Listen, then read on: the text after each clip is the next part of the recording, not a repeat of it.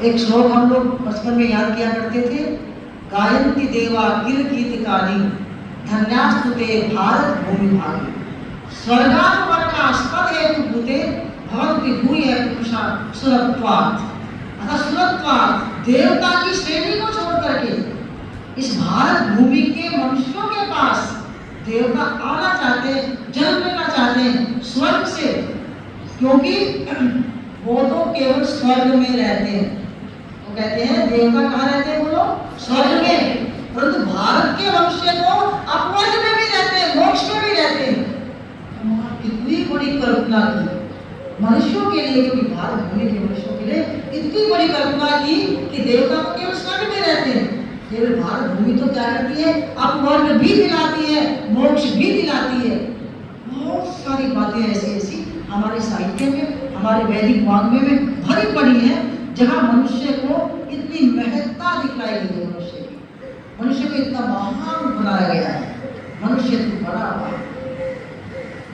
तो इसलिए अपनी महानता को समझ करके और देवताओं को हम किस प्रकार से खिला सकते हैं, देवताओं की पूजा कैसे कर सकते हैं। सबसे पहला यज्ञ का एक भाग है देव पूजा, अर्थात ईश्वर की पूजा, देवादिदेव की पूजा, और भी देव ईश्वर के द्वारा बनाए हुए जो पदार्थ हैं उनकी पूजा, उनका सत्कार। पूजा का अर्थ सत्कार करना होता है, पूजा का अर्थ उनका सम्मान करना होता है, और पूजा का अर्थ होता है उनसे यथायोग्य कार्य लेना।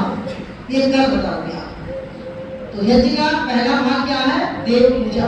और आपने समझा कि देवता कौन कौन है, जड़ देवता भी है, पृथ्वी देवता, वायु देवता, सूर्य देवता, चंद्रमा देवता, जड़ देवता भी देवता है, और देवाधिदेव परमेश्वर भी देवता है, और माता भी देवता है, पिता भी देवता है, आचार्य भी बोलो मातृदेवो भव, पितृदेवो भव, आचार्य देवो भव, अतिथि देवो भव। हम अतिथि, माता भी देवता, पिता भी देवता, आचार्य भी देवता, जो हमें देते हैं वो सब क्या है, देवता।